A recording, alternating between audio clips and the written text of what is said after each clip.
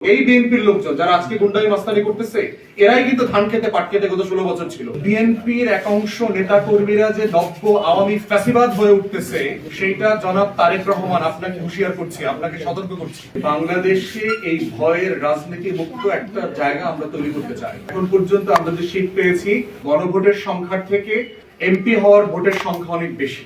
আমরা ইতিমধ্যে দুই জায়গাতেই আমাদের সেন্টার বেস তালিকা চেয়েছি, এই জন্য স্পেসিফিকলি এটা বলছি না, তবে গণভোটের সংখ্যা কম, মূল ভোট অনেক বেশি।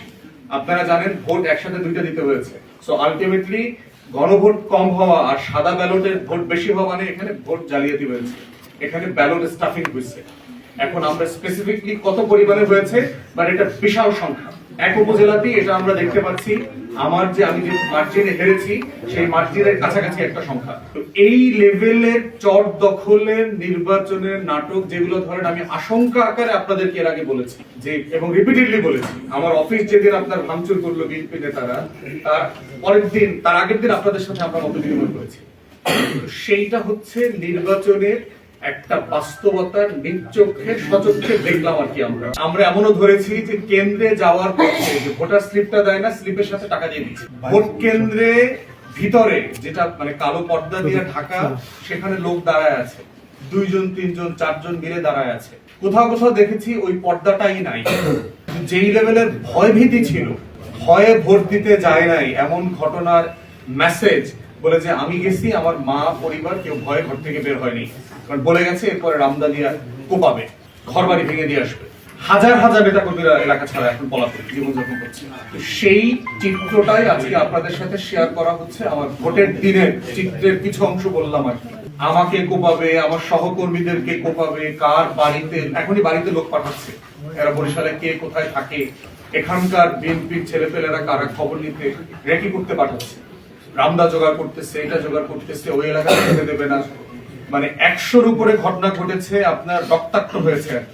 এবং এই যারা রক্তাক্ত হয়েছে কেউ সাক্ষী দিতে জিডি করতে রাজি হচ্ছে না। তাহলে আপনি ভয়ের লেভেলটা চিন্তা করেন। আমি যে ওনাদেরকে নিয়ে এটা নিয়ে মামলাতে যাব, ফাইট করব, প্রশাসনের সাথে ফাইট করব, সেই লেভেলের বাস্তবতা কিন্তু এলাকাতে নাই। তাহলে সারা দেশের বাস্তবতাটা কি? তাহলে বিএনপির একাংশ নেতা কর্মীরা যে নব্য আওয়ামী ফ্যাসিবাদ হয়ে উঠতেছে সেইটা জনাব তারেক রহমান আপনাকে হুঁশিয়ার করছি, আপনাকে সতর্ক করছি। আপনি যদি সত্যি বাংলাদেশ চালাইতে চান, নেতৃত্ব দিতে চান, আপনার এই নব্য আওয়ামী ফ্যাসিবাদ আপনার দলের ভিতরে যারা হচ্ছে তাদেরকে যদি নিয়ন্ত্রণ করতে না পারেন, তাহলে আপনি সিভিয়ারলি ফেল করবেন এবং আপনার পতন আওয়ামী লীগের হাসিনার থেকেও খারাপ পতন হবে সামনের দিনগুলোতে। আমরা এই ধরনের সিচুয়েশনে 61,000 ভোট পাইছি। আপনারা শুধু বিবেচনা করে দেখেন যেই লেভেলের ভয়, টাকা, লেনদেন এই ক্যাম্পেইন আমাকে করতে হয়েছে। সেইখানে আমরা বোধ করছি যে বাংলাদেশে এই ভয়ের রাজনীতি মুক্ত একটা জায়গা আমরা তৈরি করতে চাই। কেউ কাউকে ভয় দেখিয়ে ভোট দিতে বাধ্য করবে না, ভোট দেওয়ার পরে তার বাড়িতে রামদা পাঠানো হবে না। এই বিএনপির লোকজন যারা আজকে গুন্ডামি মাস্তানি করতেছে এরাই কিন্তু ধান খেতে পাট খেতে গত 16 বছর ছিল। এই জালেমদের, আজকে মজলুমদেরকে নিজেদের নির্যাতনের শিকার হওয়ার পরেও, নিজেরা মজলুম থাকার পরেও 16 বছর যে আবার জালেম হয়ে উঠতেছে, একই জুলুম করতেছে, তারা ভুলে গেছে 24-এ গণ আন্দোলনের কথা।